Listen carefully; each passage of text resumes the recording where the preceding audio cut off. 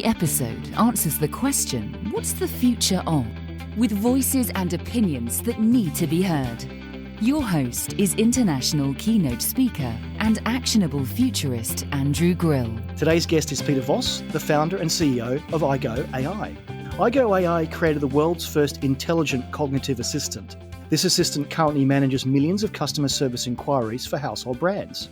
Peter is the world's foremost expert in artificial GI and has been an AI innovator for over 20 years and helped coin the term general artificial intelligence. Welcome, Peter. Thanks for having me, Andrew. Much to cover today on a topic that I'm actually fascinated about, and I'm going to learn a lot from you today, hopefully. Let's learn a bit more about your journey. Tell me more about your background. So I started off as an electronics engineer, started my own company. Then I fell in love with software, and my company turned into a software company. I developed various frameworks, including programming language and database system and ERP software system. That became quite successful. My company grew very rapidly, and we actually did an IPO. So that was super exciting. When I was able to exit that company, I had enough time and money on my hands to be able to really pursue something that's been worrying me or interesting me for a long time, and that is, how can we make software more intelligent? Because software typically isn't too smart. Programmer didn't think of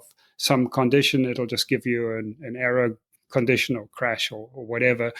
So I really wanted to figure out how we can build intelligent software. So I took off 5 years to really deeply study what intelligence entails, starting with philosophy, epistemology, theory of knowledge. How do we know anything? What is our relationship to reality? What do IQ tests measure? How do children learn? How does our intelligence differ from animal intelligence? And so on. And then, of course, also finding out what else had been done in the field of AI. So after doing this for 5 years, I basically came up with a design of a cognitive engine or cognitive architecture, and then started an AI company, hired about 12 people, and we spent quite a few years just in R&D mode, turning my ideas into various prototypes and seeing what works and what didn't work. And then over a number of years, we actually developed a commercial product from that, which we initially launched in 2008. I'm so glad you spent all that time understanding how we think, because I've always wondered with general artificial intelligence, if it's going to be closer to what a human can do, and we'll talk about that in a minute, it has to come from a deep understanding of how we think and act and feel. You helped coin the phrase general artificial intelligence, and I first came across it on the Gartner hype cycle. Last few years, they've started to put it on there. It's on that steep curve where it is a hype. Some people have said we're 50 years away. I'll get your view on that in a minute. What is general AI, and how does it differ from the AI that we know at the moment?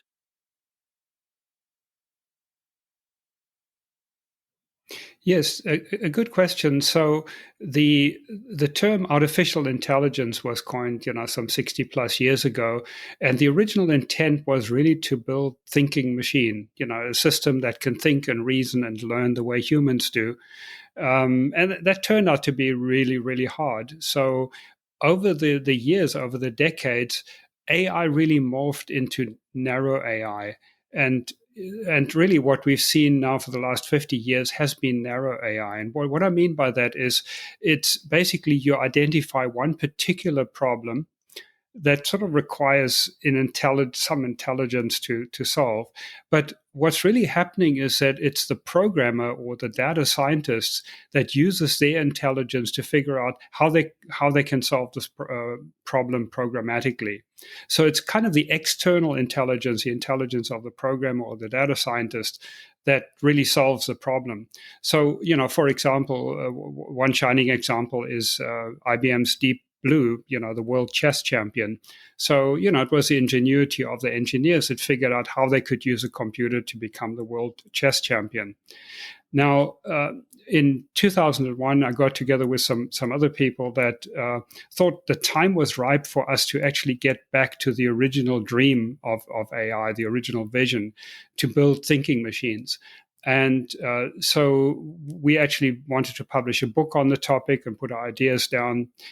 We felt that hardware and software had advanced sufficiently to go back to tackling that problem. So we were looking for a term to describe this general intelligence and that's how we came up with AGI, artificial general intelligence, which is a system that by itself has the intelligence embedded in it that it can learn how to solve different problems, to adapt to different circumstances, and so on. And, that's basically what I've been working on for the last 20 plus years. So will we ever get to be as smart as a human, or is that an unfair question? Well, of course, in certain narrow things, AI is already superhuman. But in terms of general intelligence, yes, absolutely. I see no reason why we couldn't build machines that will have the general thinking, learning, reasoning ability of humans. Absolutely. But where does it start from? So for a computer to think, I often, when I was at IBM, I'd say to clients who expected IBM Watson to, cure cancer the next day with a credit card, often the AI that we know about, it's like a 12-year-old and you have to teach it. And so if it is going to be an oncology expert, you have to have the world's best oncologist to teach it. But does general AI have to be taught by humans, or can it then? I just don't know. It's such a foreign concept for me to be able to think like a human. Where do you have to start differently with general AI versus the AI we're looking at the moment? That's a very good question. And I think one of the reasons we haven't seen a lot of progress generally in AGI, really having intelligent machines, is that most of the people working in the field are mathematicians, statisticians, software engineers. And their approach is really that mathematical, logical approach, where to solve the problem of intelligence, you really need to start from cognitive psychology. You really need to start from understanding what intelligence is, what it entails. And then to figure out how you can build a machine that has those capabilities. Once you build an AGI like that, in principle, it could then hit the books and learn things by itself. Now, it may need clarification. I mean, the same way that if an intelligent person studies a new field, they might read a lot of books on the topic, but there may be some practical experience that they need, or some insights that are not explained in the books or articles they can find on it. So ultimately, that is how an AI will learn.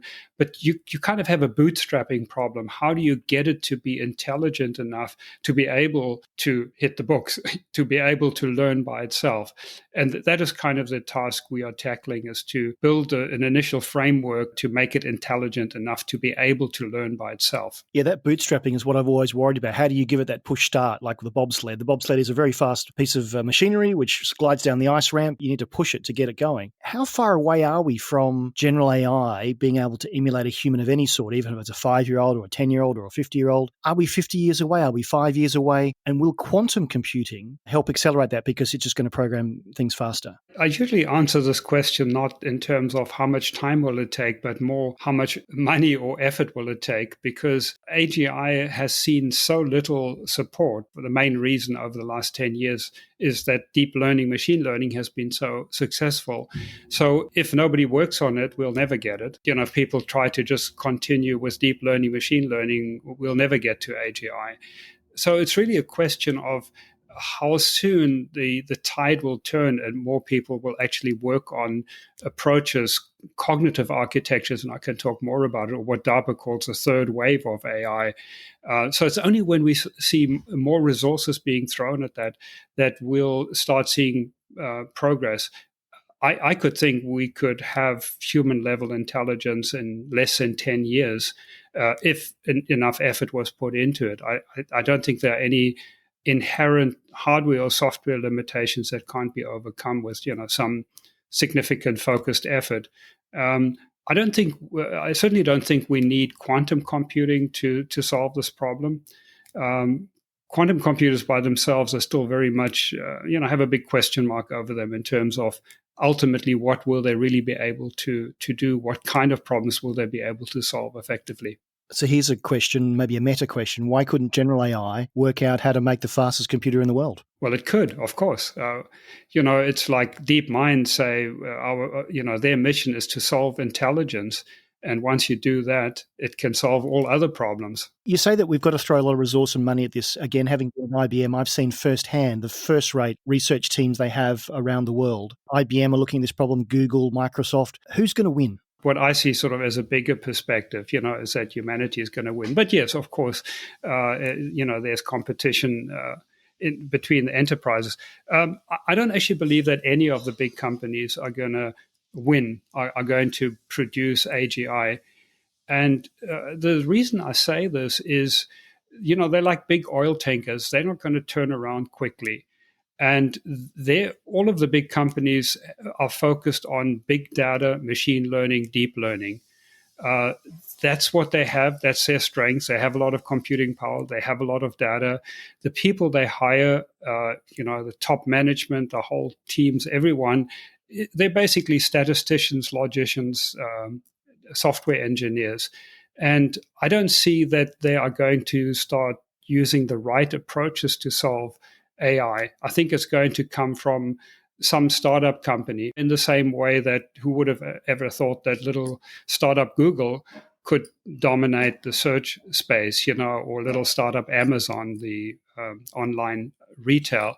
I mean, there are many examples like that, is that the existing large companies are often quite blindsided by technology, by changes that are required to open up a new market. Well, also commercial considerations. I mean, you've got to pay the bills, and if you're just doing research, it's hard to get that to market. Let me just go back to something you said in the beginning, and it fascinated me that the 5 years you took off, you really deeply studied how humans work and think. You've spent the last 15 years studying what intelligence is, how it develops in humans. What have you learned, and what are we getting wrong as a species? It's kind of interesting because I've also hired a lot of smart people on my team over the years, and the ones that ultimately can really help with AGI are those people who can think about the problem both as a cognitive psychologist from the sort of cognitive psychology perspective, and then also understand it from a software engineering point of view and put those together.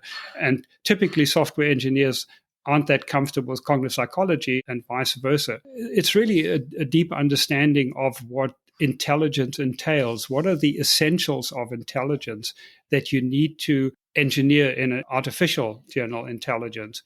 And, there are quite a number of technical things. I'll just mention two of them. One of them is the importance of concept formation and exactly what that entails. Humans are able to form concepts and form concepts of concept, basically abstract concept formation, and exactly what those concepts need to look like, or how they need to function, I think is really important. The second point is metacognition. One of the things I discovered in working, I spent a year helping out develop a new, not really an IQ test, but a cognitive process profile test. And one of the things I learned there was that metacognition is incredibly important. So that's basically thinking about thinking, or it's being able to use the right cognitive approach for any given problem.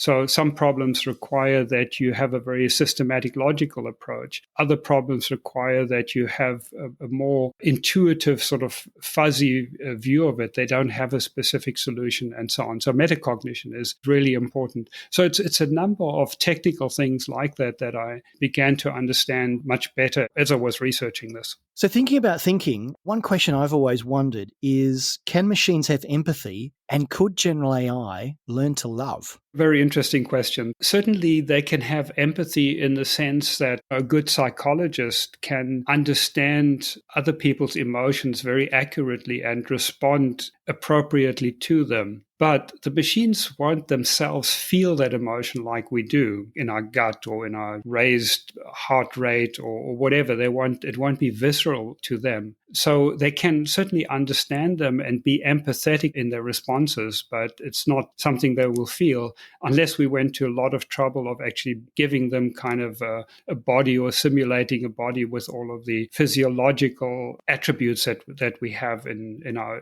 emotional experience. The problem, I think, with a lot of AI at the moment is, as you pointed out, it's developed by programmers, and so there's a conscious bias that's built in. Where do you stand in ethics and conscious bias when it comes to AI, and will this become more of a problem in general AI? No, it will be much less of a problem because AGI will be able to learn a much broader perspective and the reasons behind certain instructions or business rules that you might give, and be able to help us figure out better ways of being moral, being ethical. So I think it'll be a great help for us to think more clearly about these things, to apply bias where bias should be applied and not to apply it where it shouldn't be applied. Yeah, AI will help us in really every aspect of life, ultimately, once we get to sort of human level and beyond AI. Can the machines then maybe overrule the humans to say, yeah, you're not being very fair there, Peter? You need to really think because you've got your own bias there and I can sense that. And I've looked at all of the other stats and you're not being very fair. Could we be overruled by the machines? Whether it's overruled, ultimately, when we design the machines, we'll decide where we want to have the final say or not. Yes, absolutely, that an AI should alert us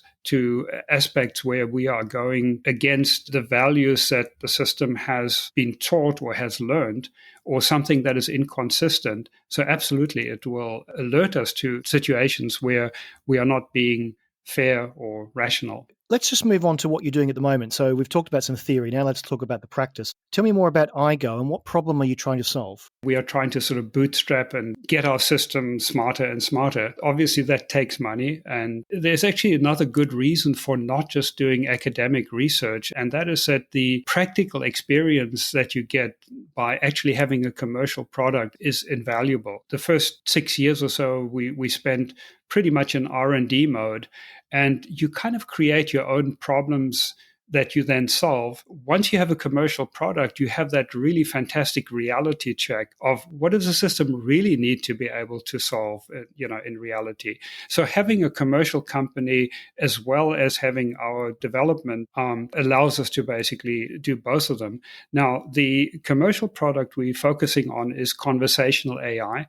And there's just a tremendous demand for that in many, many different areas, really anywhere where you want some kind of intelligent and or hyper-personalized conversation. Now, that could be in customer service, whether it's sales or support, whether it's for a retail company or a financial institution or a cable company or whatever it might be. So all of those kind of customer support, where you can really have a hyper-personalized experience where the artificial agent will remember what the previous conversations were, what your preferences are. So you're not just a number, you're not a demographic, you are an individual that is getting serviced. But there are also many other applications, such as in healthcare, for example, to help people manage diabetes or to give a brain to a robot. If you have a robot in a hospital or hotel, you want to be able to talk to it and you expect it to understand you. Go to the dispensary, pick up this order and deliver it to, room 43 on the 3rd floor. Or in a hotel, bring me a shower cap and tomorrow morning I want 2 eggs over easy. To be able to have those kind of conversations, the applications in gaming and VR and AR, again, anywhere where you actually have a natural language conversation. And those are the markets that we're addressing and commercializing. Peter, it's a fascinating area. I'm sure we'll hear much more about this and much more about Aigo. How can people find out more about you and your work? Our website, Aigo.ai. Also, I've written quite a few articles on these topics. You can find me in medium.com. Look for my name, Peter Voss, on Medium. Peter, thank you so much for your time and thanks for being on the show. Yeah, thanks for having me. It was great. Thank you for listening to the Actionable Futurist podcast. You can find all of our previous shows at actionablefuturist.com. And if you like what you've heard on the show, please consider subscribing via your favourite podcast app so you never miss an episode. You can find out more about Andrew and how he helps corporates navigate a disruptive digital world with keynote speeches and C-suite workshops delivered in person or virtually at actionablefuturist.com. Until next time, this has been the Actionable Futurist Podcast.